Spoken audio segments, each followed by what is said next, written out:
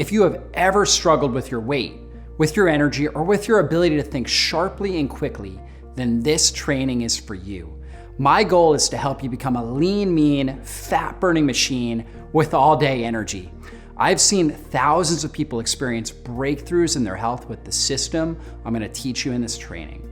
I've seen people lose 10, 20, 30, 50 pounds in a matter of months, and I've even seen several clients lose over 100 pounds within 12 to 18 months.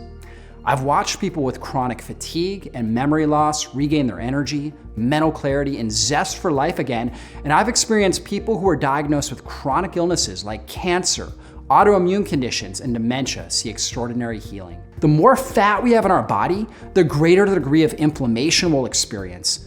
This inflammation lowers our energy levels, reduces our ability to think sharply and quickly, and increases pain and discomfort in our body. It also wears down all of our organ systems and accelerates the development of chronic disease. Although calories play a role, they can play a role, the most important factor in your energy and fat burning is the hormonal balance you're creating through your lifestyle. And so here are the 5 key hormones that govern our energy and body fat. Number 1 is adiponectin. You see, when I think of adiponectin, I think of burning fat as fuel. If you're struggling to burn fat and lose weight, your body may not be producing enough of this hormone.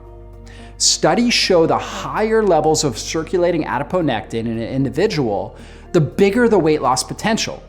Adiponectin can directly lower blood glucose levels, break down triglycerides, and increase the oxidation of fat in the liver and muscle tissue. Fat tissue itself is responsible for the production of adiponectin, and it's released through insulin signaling pathways.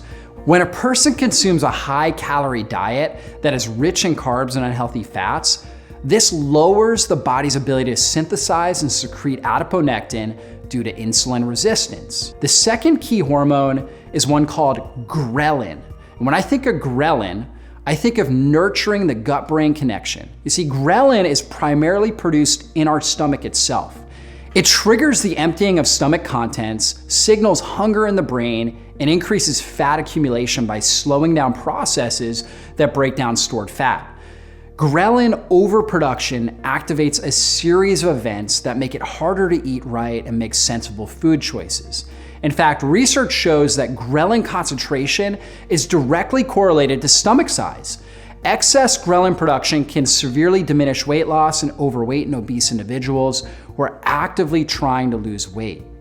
The third key hormone I've already talked about, but I'm gonna go a little deeper in. It's called insulin.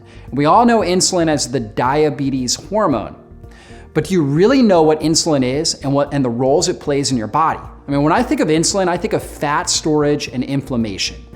Insulin is secreted by the pancreas to help normalize blood glucose, and it officiates the metabolism of macronutrients. When you take in a healthy amount of carbohydrates, insulin works to regulate energy for cells and promote muscular activity. However, high insulin levels contribute to chronic inflammation and fat storage. Insulin resistance prevents glucose from being transported into cells, resulting in elevated blood sugar levels and the creation of high levels of advanced glycation end products, which are called AGEs. That's the acronym. When we think about the term AGEs, that says ages. These things actually accelerate the aging process. And they're highly unstable molecules that act like shrapnel. They inflict damage to our blood vessels, kidneys, liver, and nervous system. And this is why individuals with type 2 diabetes, which is a condition of insulin resistance, often end up with heart disease, fatty liver, kidney failure, peripheral neuropathy, optic neuritis, where they lose their vision. Now, the fourth key hormone we're gonna talk about is called leptin. And when I think of leptin, I think of satiation and energy. You see, leptin is often referred to as the satiety hormone because it influences metabolism and controls appetite. It's a critical hormone to consider when addressing obesity because it suppresses the desire for food intake and drives energy output. Leptin normalizes our sugar or glucose and insulin levels. It helps manage food intake and body weight and stabilizes our endocrine hormones that could otherwise incite physiological imbalances that lead to weight gain. So the fifth key hormone we're gonna talk about is called cortisol. And when cortisol is out of balance, life can get rough. And that's why when I think of cortisol, I think of feeling stressed, wired, and tired. Cortisol is often referred to as the stress hormone. And when produced in the right amounts, it gives us energy, mental clarity, and the drive to be successful in our lives. It also acts to reduce inflammation in our body. But the problem is when we produce too much cortisol at the wrong times of day. You see, low cortisol during the daytime can cause fatigue, cravings, and addictive behaviors.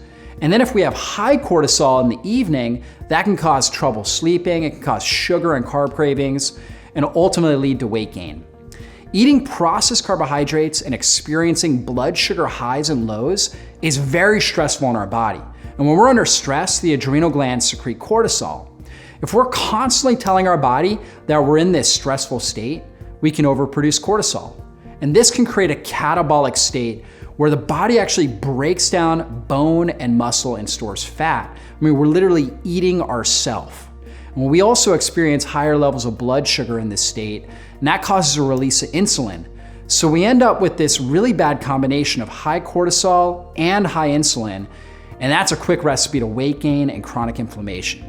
I used this system to overcome irritable bowel syndrome in my early 20s and skin cancer in my late 20s. Not only that, but I watched my energy and my brain go to new heights. I believe you're listening to this because you want to experience a health breakthrough. You've probably tried a lot of things, read books and watched videos, but to no avail. I know you'll have a different experience here. Working with thousands of patients over the years has given me a unique perspective. And I know there is no cookie cutter approach to health that will work for everyone. We're all different and we should be treated accordingly. Hey, I'm Dr. David Jockers, Doctor of Natural Medicine. And if you're looking to improve your health so you can look and feel your best, have your best brain, less pain, have more energy, then go ahead and subscribe to our channel and hit the bell button. That way you get notified whenever I put up a new video. Thanks so much for doing that. Thank you for being a part of our community.